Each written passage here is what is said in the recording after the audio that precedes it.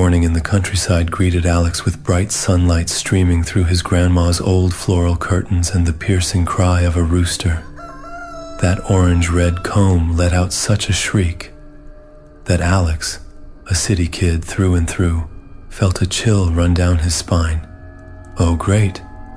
So much for sleeping in," Alex muttered grumpily and pulled the blanket over his head, trying to slip back into his dream. But a good rest just wasn't in the cards for him that day. A few minutes later, the door creaked open, and in the gap appeared the worried face of Grandma Ella. "Alex, you're still in bed? Come on, sweetheart. Something's happened." Alex reluctantly yanked the blanket down and peeked at her with one eye, groaning. "What now, Grandma? Did the rooster finally lose his mind? Or did the piglet give birth too early?" Ella Carter threw up her hands and opened the door wide. "Oh, you little devil. Always with your jokes. The animals are fine, thank God. But the family of that local dairy worker, Tina, something awful's happened. They've been killed, Alex. Brutally murdered." Sleep vanished from Alex's face in an instant. "Killed? What? Why? Who did it?" Grandma Ella shook her head slowly. "How would I know, honey? Must be something evil out there in these woods. In all my years, I've never seen anything like this. And now, this." "What do you mean, something evil, Grandma?" Alex asked, unable to hide his disbelief. Ella glanced around nervously, then leaned in and whispered, "A dark spirit, sweetheart. What your folks would call a demon. One of those wicked things settles in a place, and folks start suffering. No peace at all." Alex gave her a skeptical look and stood up, reaching for his country outfit. Old cargo shorts, a stained white tank top, and beat-up sneakers. Of course he didn't believe in any demons or spirits. What nonsense. What kind of evil spirits could be hiding in a quiet little place called Oak Hollow? There was literally nothing to see here, except for maybe the sad excuse for a Saturday dance night in the rec center down by the fire station. And even calling that dancing was generous. More like a bunch of awkward leg jerks to crude 90s country remixes full of swearing. Alex lived in the city, but had been exiled to the countryside as punishment. His crime, getting into a fistfight with the dean's son at a college dance, all over a girl. It was a fair fight, one-on-one. And honestly, Alex only knocked out a single tooth.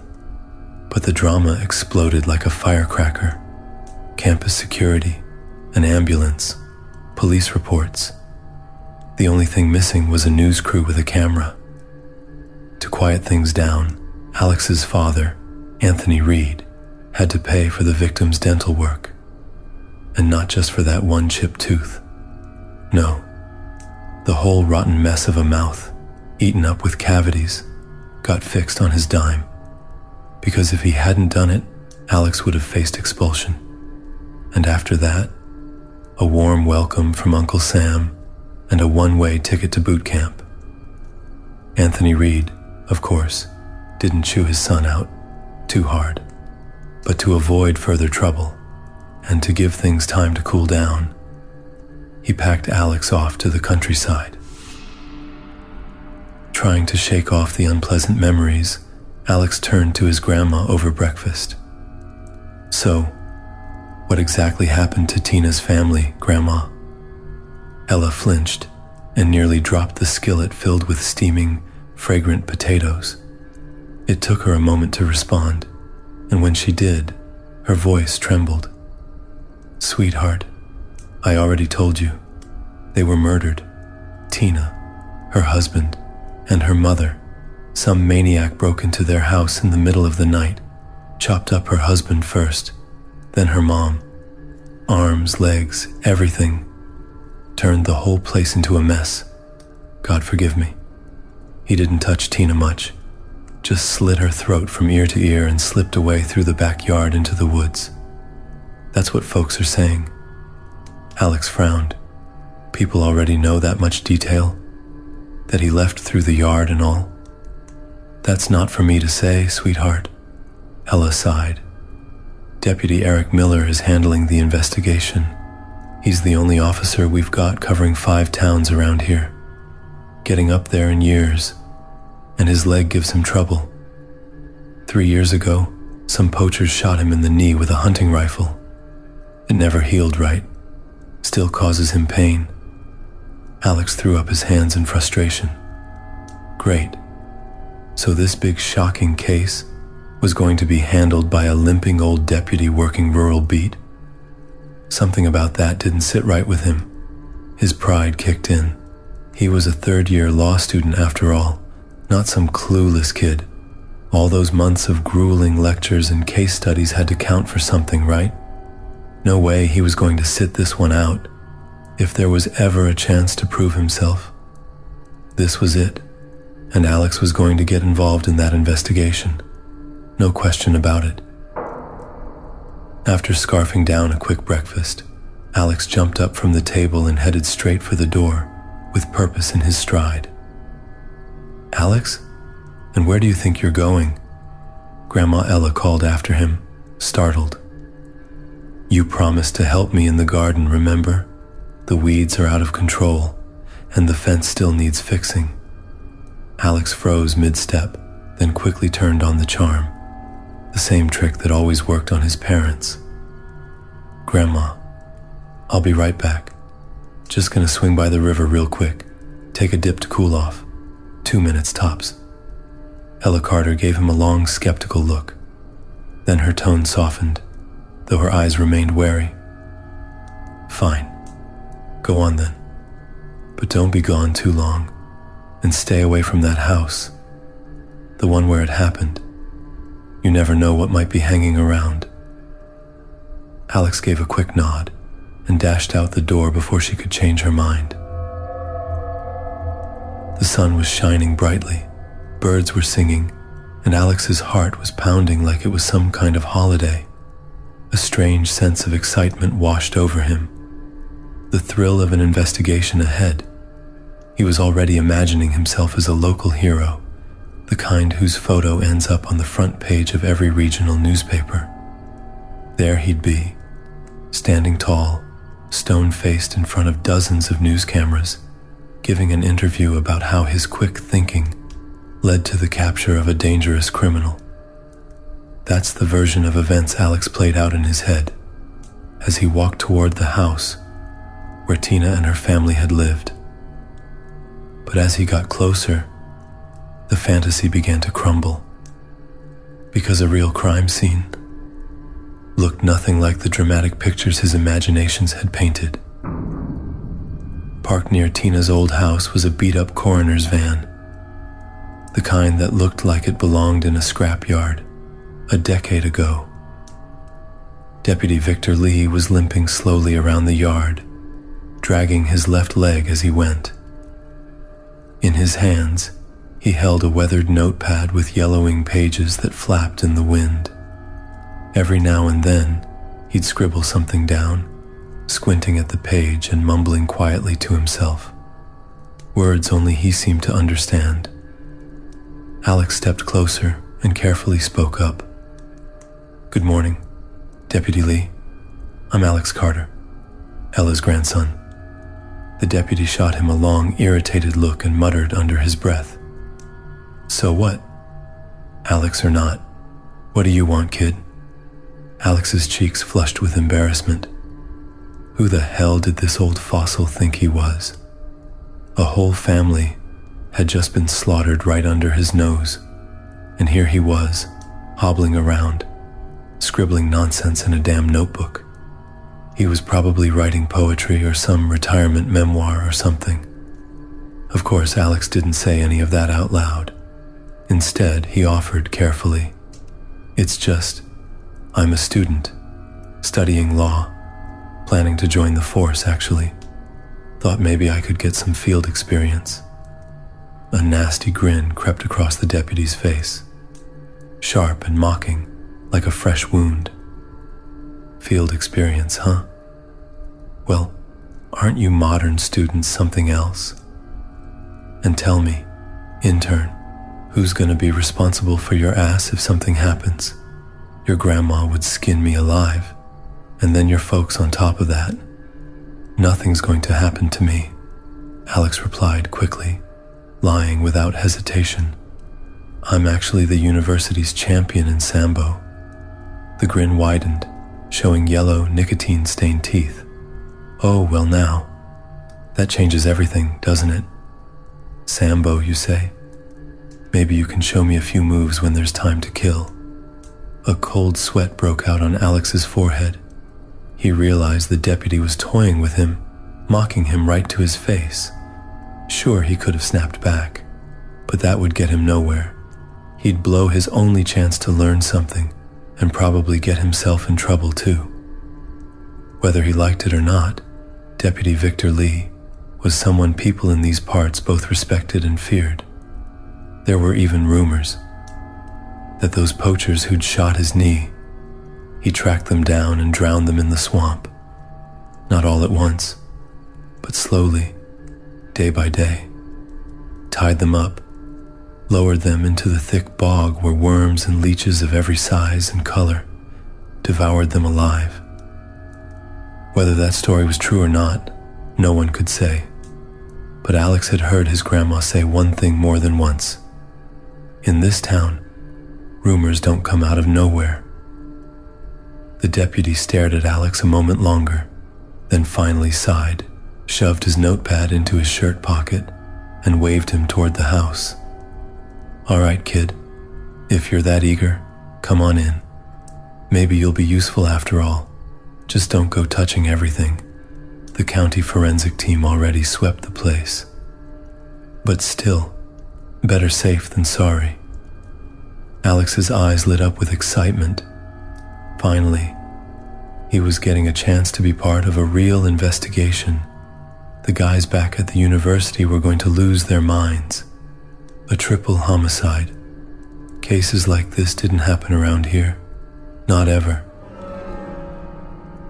Alex carefully approached the wide-open front door and peeked inside. At first glance, everything looked normal. That is, if you ignored the bloody footprint smeared across the entryway. Most likely, it had been left by the paramedics or the county investigators. But as Alex stepped farther in, his knees nearly gave out. What hit him first was the silence, thick, oppressive, broken only by a faint, eerie dripping sound. Drip, drip, drip. But it wasn't water. No, not even close. A thick, dark red sludge was oozing from the ceiling, pooling slowly on the floor in grotesque puddles, as if the house itself was mourning the dead. The smell was overwhelming, a sickly sweet stench of dried blood mixed with the stale odor of the house, forming a nauseating cocktail that etched itself into memory forever. The walls of what had once been a cozy living room were now covered in smears of blood, twisted patterns like something painted by a lunatic. In some places, handprints were still visible, the final desperate attempts of the victims to cling to life. Now, those prints were nothing more than silent witnesses to the nightmare that had unfolded here overnight. Oh my God. What the hell happened here? Alex whispered.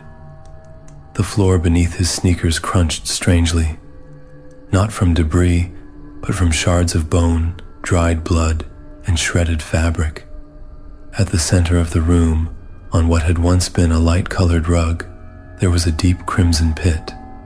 A pile of human remains lay there, dumped like broken doll parts, twisted and mangled beyond recognition. Where their faces once were, there was only pulp. Arms and legs had been hacked apart, turned into chunks of unidentifiable meat. It was as if some deranged butcher had tried to make stew from the bodies, a revolting human ragout. Inside the long cold fireplace sat an axe. It hadn't been used for warmth. It was summer outside after all. but leftover winter ashes had been stained with blood. The axe blade gleamed dully in a shaft of sunlight, piercing through the window. Caked in a crust of dried flesh and gore, it silently broadcasted what had happened here. It just lay there, waiting for its next victim, or simply basking in the horror it had unleashed, screaming without a sound about the madness that had taken root in this place. Forever.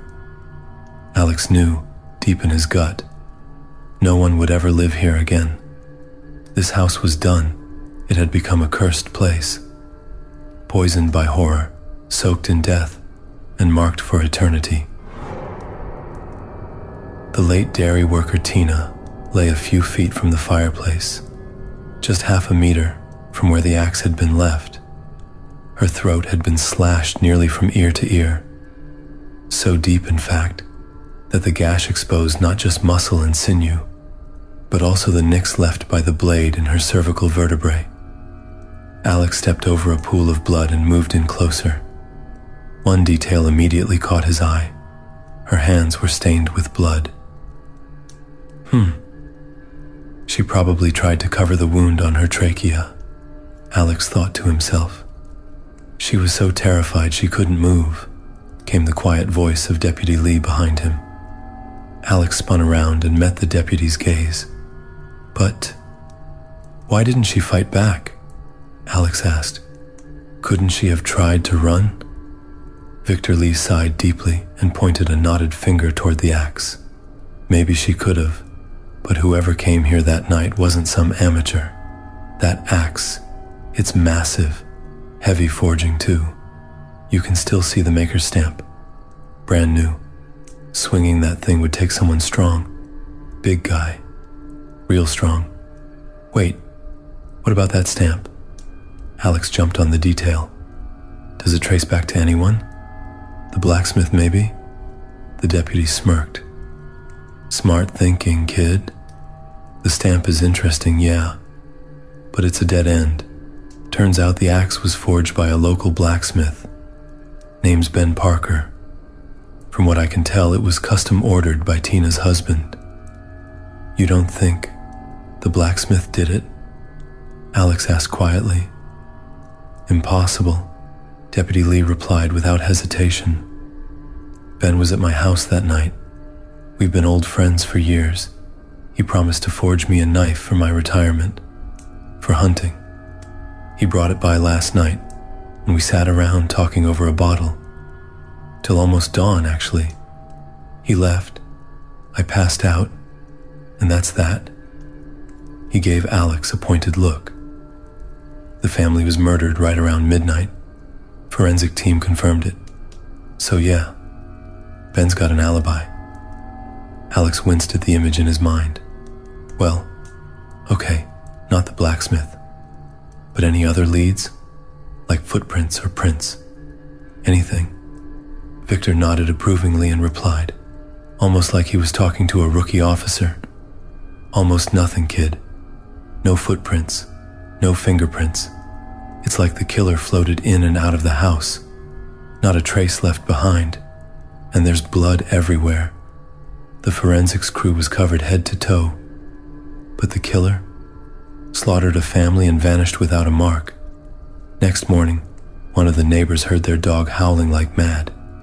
That's when they called it in. Alex swallowed hard and glanced at the deputy with a newfound respect.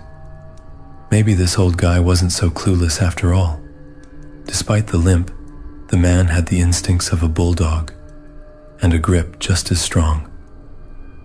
All right, come on, Lee said with a nod. The burial team's coming in next. They'll be collecting the remains, cleaning the blood. With this heat, it won't be long before the bodies start rotting. Just the mention of that turned Alex's stomach. He bolted for the door, and everything he'd been holding back during the investigation exploded out of him the second he reached the yard. His vomit splattered across the whitewashed wall of the house with a loud, wet slap. The funeral team, waiting off to the side, gave a knowing grunt, but no one laughed. This was, after all, the site of a triple murder. No one was in the mood for jokes. Once Alex had caught his breath, Deputy Lee handed him a handkerchief to wipe his face. "Don't take it too hard, kid," the deputy said calmly. "You burn out fast that way. Actually, I've got something else brewing you might want to help with." "What is it?" Alex asked, perking up. Lee gave a crooked smile. "Well, we've got a little oddity on our hands. Some local herders stumbled across a looted burial mound." "A burial mound?" Alex repeated. "Yeah, they're all over this region.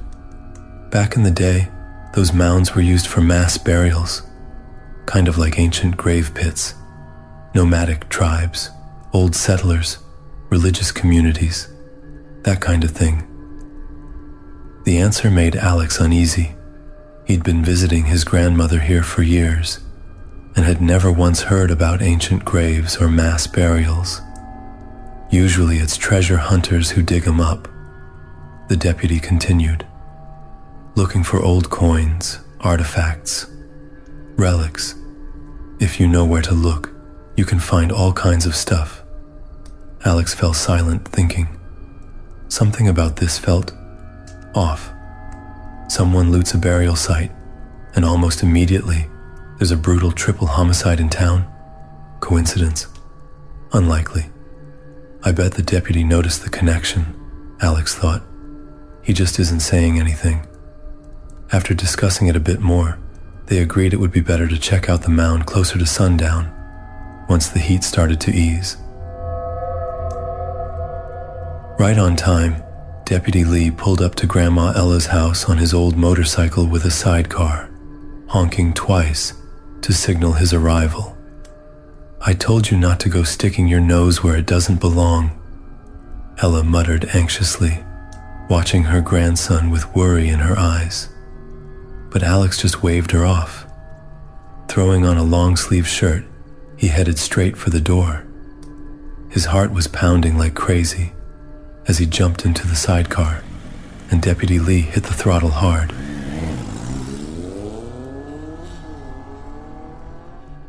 Sitting in the deputy's sidecar, Alex kept turning his head from side to side, eager to be the first to spot the looted burial mound. He remembered something his grandma once told him, how this whole area used to be open prairie. Over the centuries, the flatlands had been carved up by ravines, filled each year by rain and melting snow. Bit by bit, the prairie gave way to thick woods and scenic valleys, which eventually became home to scattered villages and quiet settlements. Nomadic tribes never liked the forests. They felt uncomfortable among trees. They preferred open space. As they moved farther east, they left behind burial mounds, graves for fallen warriors, entombed with their weapons and armor. Modern-day treasure hunters would give anything to find one of those sites. Gold, antique coins, rare ceremonial items from the nomads, all highly valuable and irresistible to collectors. And wouldn't you know it, one of those ancient graves had been uncovered just outside Grandma Ella's village. The whole ride, Alex felt a nervous tension building in his chest. What would they find out there? And who had dared to disturb the burial mound in the first place? Grandma Ella had once told him that digging up graves was a sin, especially ancient ones. Some of them, she said, were marked with a witch's seal, a kind of curse more secure than any lock or chain. Touch something that didn't belong to you, an old relic from a looted grave, and the next day your arm might rot and fall off right at the elbow. And if, God forbid, you touched it with anything more, well, better not to imagine what might happen. To be honest, Alex didn't really believe in any of that superstitious horror. At best, he expected to find a handful of bones and maybe a few rusted spearheads, nothing more ancient than dried mammoth crap. Eventually, Deputy Lee began to slow down, letting the motorcycle coast along in near silence. That was all the signal Alex needed. They were close. As it turned out, the burial mound was located right at the edge of the forest. Tree roots had twisted and tangled together over time, pulling at the earth beneath them, disturbing everything buried deep below. Whatever secrets had once been sealed inside that ancient grave were slowly being dragged upward, year by year, by those gnarled oak and pine roots, like the fingers of the dead clawing toward daylight. As soon as he spotted the gaping hole ahead, Alex jumped out of the sidecar with surprising speed, while Deputy Lee paused to stretch his swollen knee. "Slow down, kid. That thing's not going anywhere," the deputy muttered, waving a tired hand. But Alex was already moving. He approached the edge of the burial pit and leaned over to take a look inside. At first, there didn't seem to be anything unusual, just a pit, nothing more. But then he looked closer and let out a quiet gasp. Lying at the bottom was a long oxidized object, large and heavy looking, its shape somewhere between a coffin and an ancient sarcophagus. The lid had been partially crushed in, as if gnawed by some enormous beast. All around the sarcophagus were strange, oblong objects, vaguely resembling misshapen apples. They caught the light of the setting sun in an odd way, glinting faintly, which made Alex think they might be composed of some rare kind of metal. "What the hell is that thing?" the deputy muttered, clearly taken aback. Alex glanced around, and a cold shiver crawled up his spine. The clumps of dirt scattered around the pit weren't just muddy, they looked stained. Dark smears ran through the soil, like old, rancid blood had seeped up from the earth itself. He shuddered, and then noticed something that made his stomach turn. A bone, white, barely gnawed, bits of flesh still clinging to it. It lay just off to the side, like a silent warning of what had already happened, or what still might. "That's human, kid," Lee said, eyeing the bone calmly. "Bet you anything it's a femur. Whoever found this mound probably already paid the price. Question is, for what? Those shiny stones at the bottom, maybe?" Alex looked at the deputy, uneasy. He was probably right. The idea of climbing down into the pit and lifting the lid off that ancient coffin suddenly seemed like a terrible idea. Forget it, especially with dusk closing in. And then, from somewhere deep within the mound, came a low, guttural grinding noise, the sound of bone scraping against bone, as if something inside was beginning to move. Alex felt the hair on his head stand straight up, and his fingers froze in place, paralyzed by pure terror. Deputy Lee looked at him with unease, realizing they were both thinking the exact same thing. Something had awakened in the darkness of the looted mound, and it was hungry for blood. "Hey kid, we're getting the hell out of here," the deputy snapped, his voice clipped and urgent. "We'll send in a team from the county, archaeologists or whoever. Let them deal with this." He turned and started hobbling toward the motorcycle as fast as his bad leg would allow. The strange noises from within the pit echoed again, low, wet, grinding sounds that made Alex's skin crawl. No need to tell him twice. At that exact moment, the earth trembled and heaved, like something with monstrous strength was clawing its way up from deep underground. The stench hit him instantly. Rot, damp soil, and something older. Something wrong. The wave of decay slammed into his face, nearly triggering another round of vomiting. Deputy Lee reached for the pistol at his hip, his hand moving with practiced urgency. Because in the fading light of dusk, something was moving at the edge of the pit. Something that shouldn't be. Alex let out a panicked scream and sprinted toward the motorcycle. Deputy Lee stood frozen, eyes wide with horror, as something massive clawed its way out of the gaping pit. The creature looked as if it had been pieced together from soil, bones, and rotting flesh, crawling with wriggling maggots. It had no face, just deep, oozing hollows where its eyes and mouth should have been. From those pits, thick slime and larvae spilled and dripped like pus from an infected wound. The deputy drew his pistol, fully aware that with his bad leg, there was no way he'd make it to the bike and start the engine in time. Alex didn't waste a second. He leapt into the driver's seat without hesitation. "Give it back.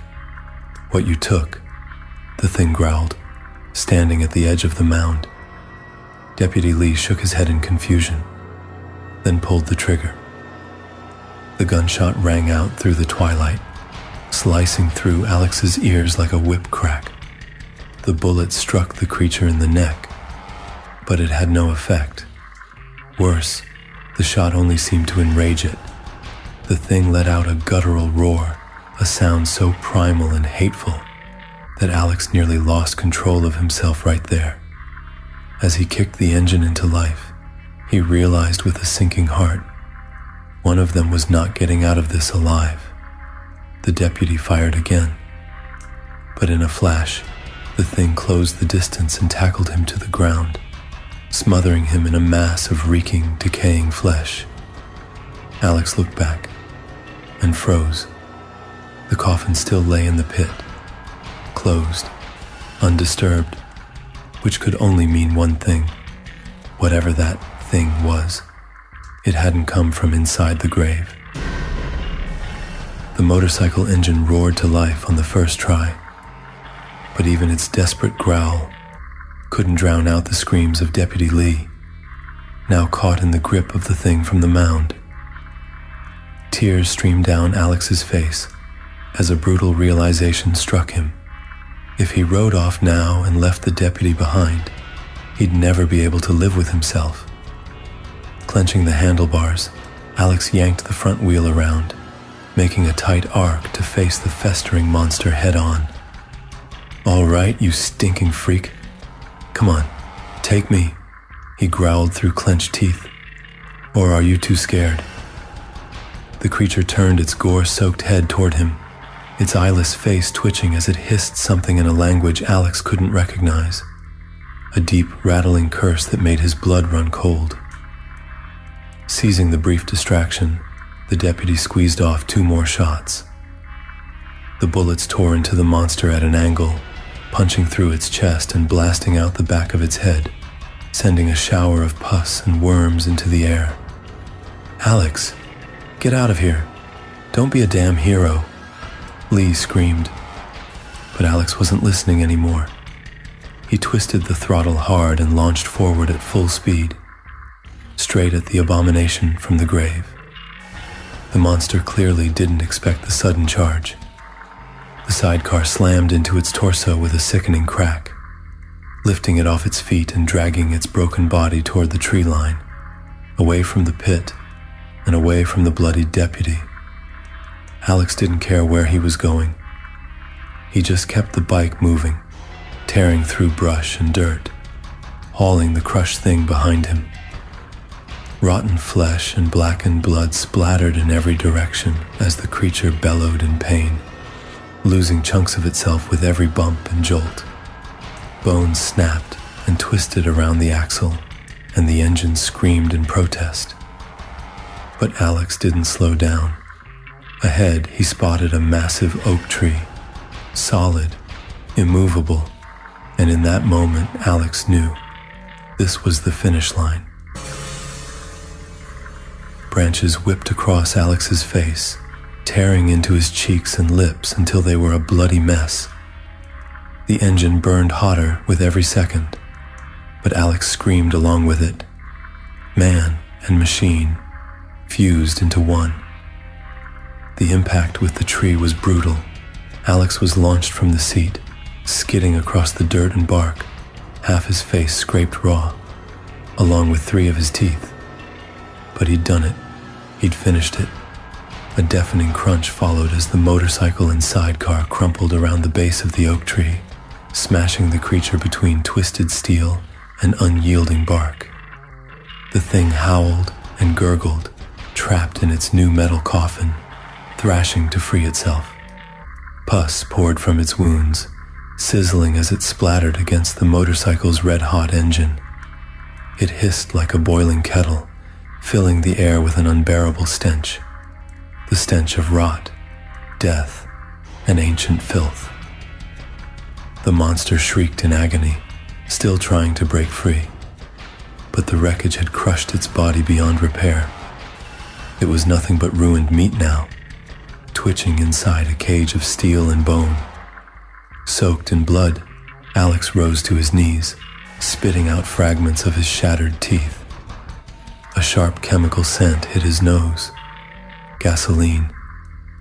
He reached into his pocket, fingers trembling, and pulled out a box of matches. The fuel tank had ruptured in several places. Gasoline sprayed out in streams like sickness pouring from a dying body. Alex gave a ragged, blood-soaked grin and struck the match.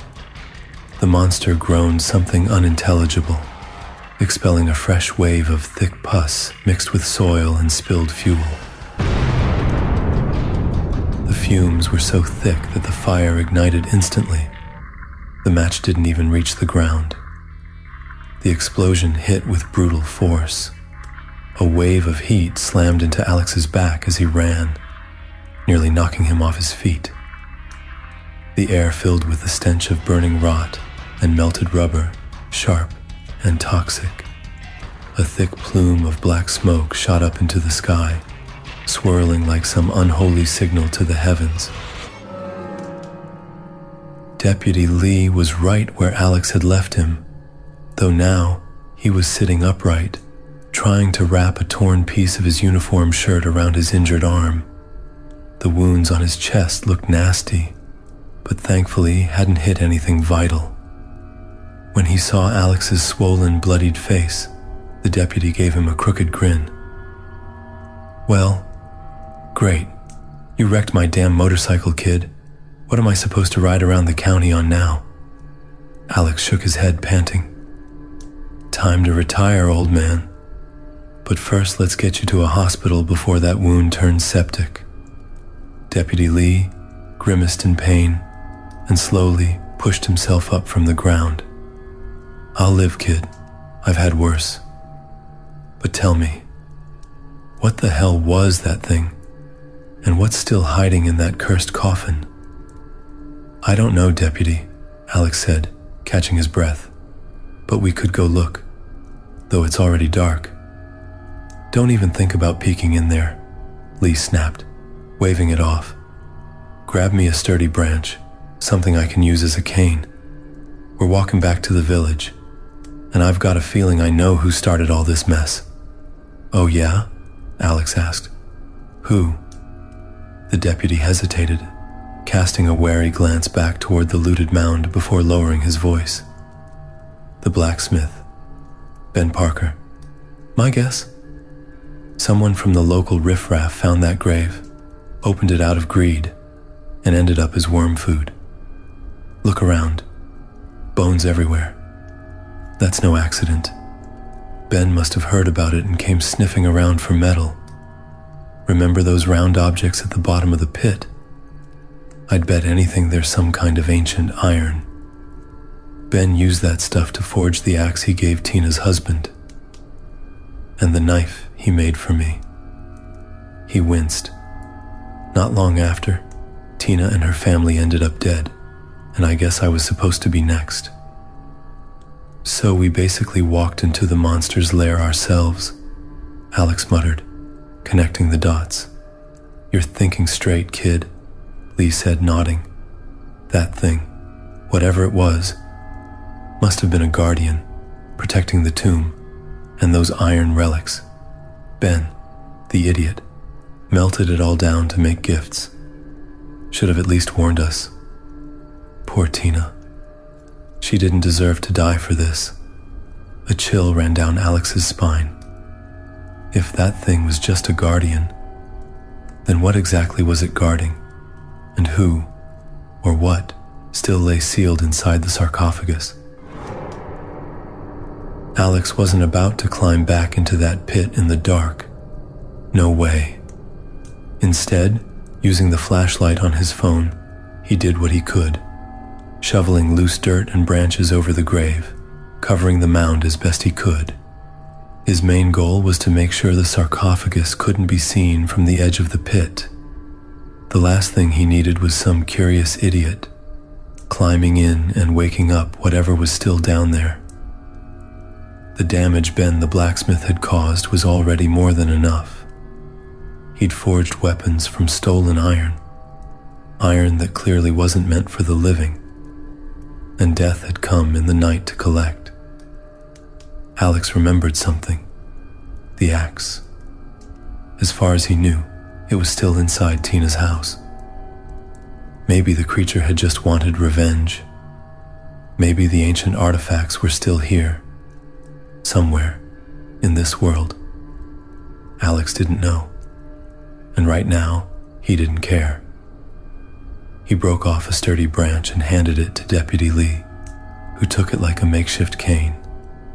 Then, without another word, the two of them limped off toward the village, leaving the cursed mound behind them, swallowed by shadows. Despite his injuries, Deputy Lee insisted that their first stop should be the blacksmith's house, to warn Ben Parker about the danger. Screw that.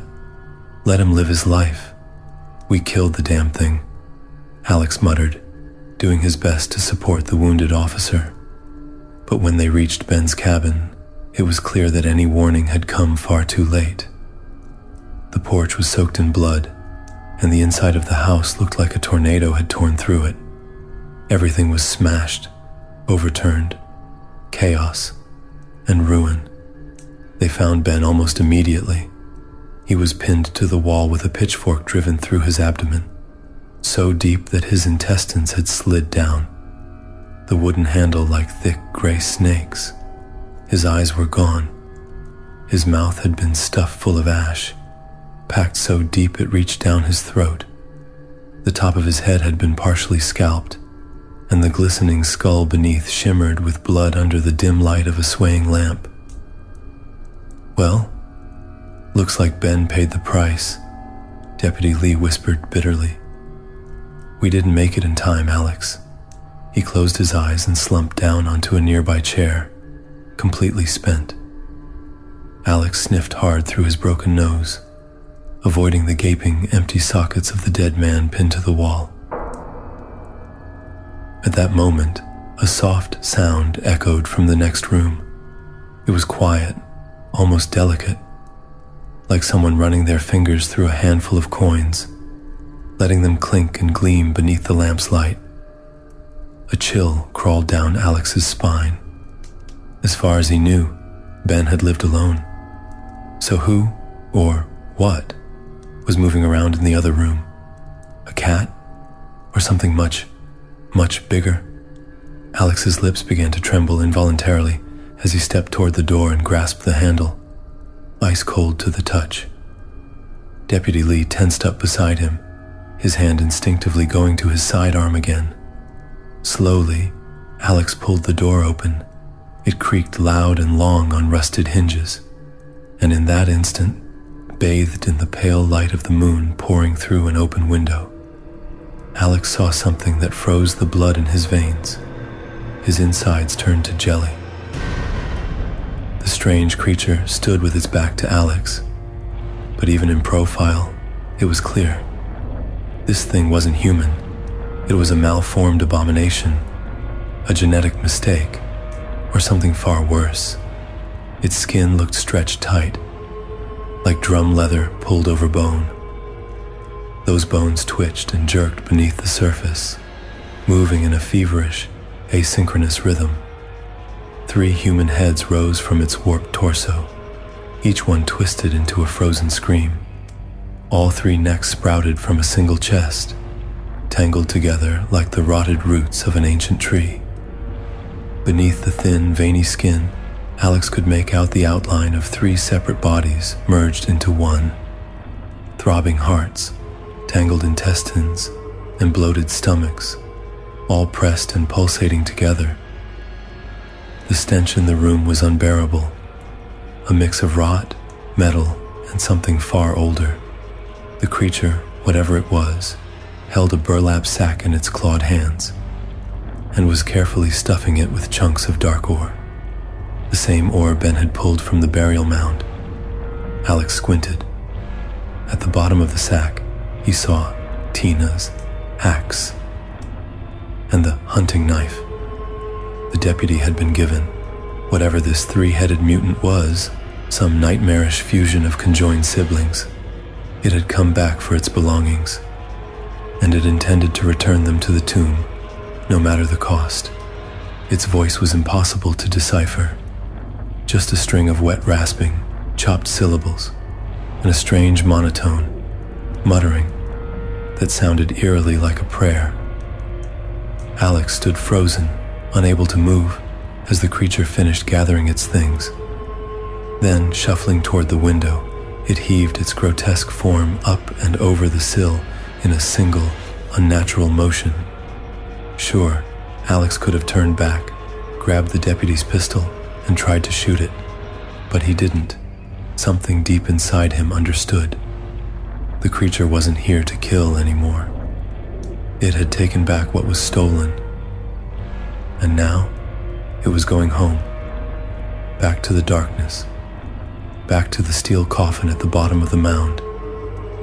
Alex stood there for a long time, staring after the thing that had died hundreds of years ago and had risen again, because someone, somewhere, disturbed what should have stayed buried.